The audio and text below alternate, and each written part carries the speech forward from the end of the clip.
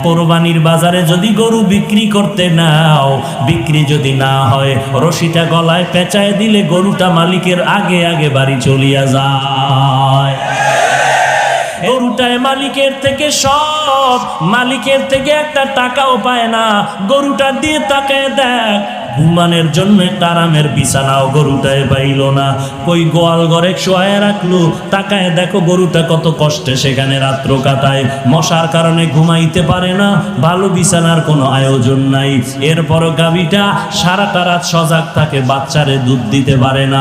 নিজের ভিটামিন যুক্ত সব দুধ তার মালিকেরে দিয়া দিল, কোনোদিন প্রতিবাদ করলো না, ও মালিক আমার বাচ্চারে দুধ না দিয়া সব দুধ তুমি নিয়ে গেলা, তোমার কাজ করব না।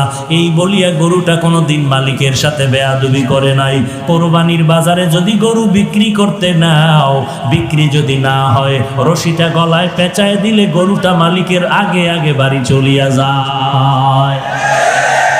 এরে বান্দা তাকায় দেখ, একটা কুকুর মালিকের কত পাগল, মালিকের জন্য জীবনটা পর্যন্ত কুকুর দিয়া দেয়, বহু প্রমাণ আছে। এরপর মালিক একটা টাকাও দেয় না, 3 বেলা খানাও দেয় না, মালিক খালি গালি দেয়, কুকুরের ধমক দেয়। এত ধমক খাওয়ার পরেও কুকুর মালিকেরে ভুলে না, মালিকেরে ভুলে না, বেয়াদবি করে না। আর তোর মতো মানুষটারে আমি আল্লাহ মায়ের গর্ভে না পাক পানি দিয়া বানাইয়া, ওই মায়ের গর্ভে প্যাকেটের উপরে প্যাকেট, প্যাকেটের উপরে প্যাকেট, প্যাকেটের উপরে প্যাকেট, এক বিন্দু ছিদ্র নাই, বাহিরের অক্সিজেন ঢোকার কোনো কায়দা নাই। তোর এখন নাকার মুখে যদি কষ্টেপ দিয়া আধা মিনিট রাখা হয়, তুই আর বাঁচতে পারবি না নিঃশ্বাস না নিতে পারলে। অথচ মায়ের